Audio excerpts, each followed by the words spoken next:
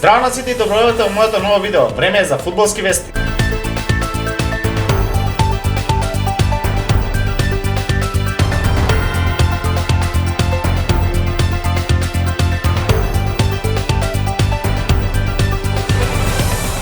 Уште еден надпревар со спорна одлука во мечот на Лигата на шампионите, каде што Ливерпул го победи Интер со 1:0, благодарение на пеналот кој е постигнат од реакција на ВАР. На оваа слика веќе е започнат контактот на Флориан Вирц, каде што Бастони значително ги става рацете на дресот на играчот од Ливерпул. Со снимката од позади може да се заприматат рацете на Бастони, кои се поставени на дресот на Флориан Вирц. Иако сепак делува дека е благ контактот, Флориан Вирц го користи тоа и едноставно паѓа спрема напред. Судијата на почеток тоа не го гледа, но сепак добива повик од ВАР собата каде што му дојавуваат да погледа снимката и да види дали има евентуални причини за да досуди пенал. И секако пеналот го постигнува Собослај, кој што сега има постигнато преку 20 гола само од пенал и со една грешка, со тоа што докажува дека не секој голман може да ги предвиди страните, знаејќи да ги предпоставките на играчите каде тие шутираат. Кеник Мхидарјан не е задоволен од одлуката на судијата, кој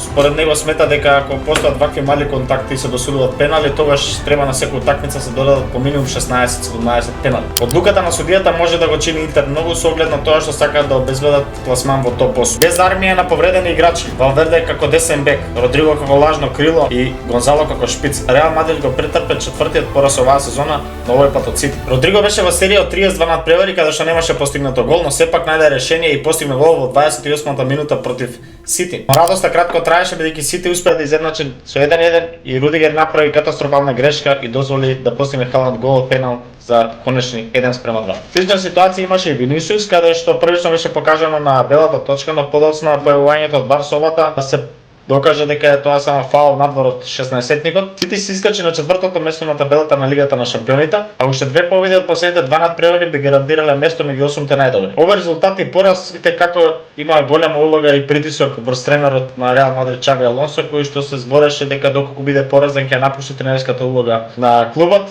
и покрај тешката ситуација каде што се збореше дека играчите не се односно собликуваното не стои позади тренерот, сепак неколку играчи застанаа јавно во одбрана на Чаби Алонсо. Тоа беше се од фудбалските вести. Останете на каналот и пратете ги останатите содржини. Ставете лайк, сабскрајб и поддржете. Поздрав!